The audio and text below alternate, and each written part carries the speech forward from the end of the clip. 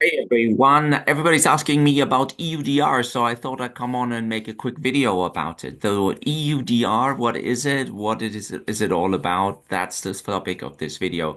Hey, if you like me making videos like this, just hit the like button, subscribe. It really helps the channel out. So the EU Deforestation Regulation aims to ensure deforestation-free supply chains in the EU.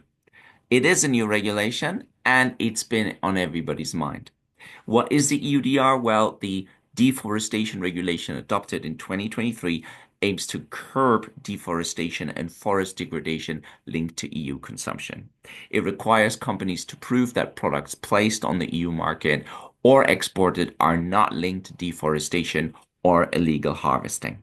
And it that way replaces the previous regulation, the timber regulations, and now it broadens the scope to more commodities.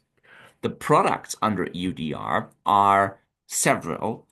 They are the raw material as well as the derived products. So this includes cattle, cacao, coffee, oil palm, soya, wood, rubber, um, and products making these commodities must be done deforestation free and legally produced. What does that mean for you as a importer of such products? What are the obligations for those placing these products onto the European market? Well, you need to conduct due diligence to ensure the products are deforestation free and legally produced. You might need to, if you're a larger importer or trader in particular, need to collect geolocation data of production plots.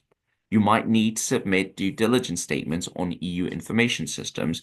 You definitely need to ensure that you maintain records and support traceability and that you ensure risk assessment is carried out and mitigation if these risks are identified. What's the EUDR timeline? The key dates to remember that the regulation is already in force. And it was supposed to be that the obligations applied to large businesses would kick in from the 30th of December. Then in June 2025, it was initially thought that this would then be extended to small and micro enterprises only.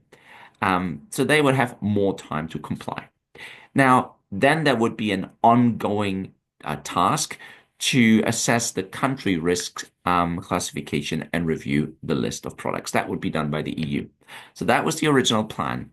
Then it was found that the businesses and maybe also some partly the legislators are not ready for this big change. So they postponed everything by 1 year. So where you see these dates in 24 and 25 on this slide, just add another year and now everything kicks in on the 30th of December 2025 for the large businesses and for the small and micro enterprises on June 30th, 2026. So what can you do to move towards compliance? Look, map supply chain and identify affected products. Gather geolocation data from suppliers if you need to. That depends on your size. Set up internal due diligence systems. That's always recommended, regardless of EUDR or not. Engage with stakeholders, improve traceability. Maybe have a call with me to see what EUDR is all about. I've helped countless businesses now to understand EUDR, train you on EUDR, and also set up compliant procedures catered to you, whether you need to be collecting geolocation data or not. And then, of course, you need to know about the risk classification of certain countries and also regulatory updates, all of which, of course, we provide at customsmanager.info. So in overall, why do we even do that?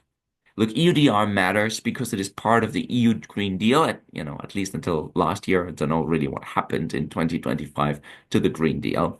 But overall, it's a global effort to reduce environmental harm from consumption. It promotes sustainable supply chains, combats climate change, and protects biodiversity.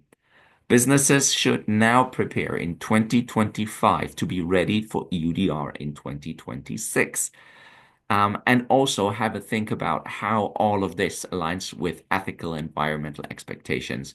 And of course, to avoid market exclusions, because that is the real consequence of you not being EUDR compliant.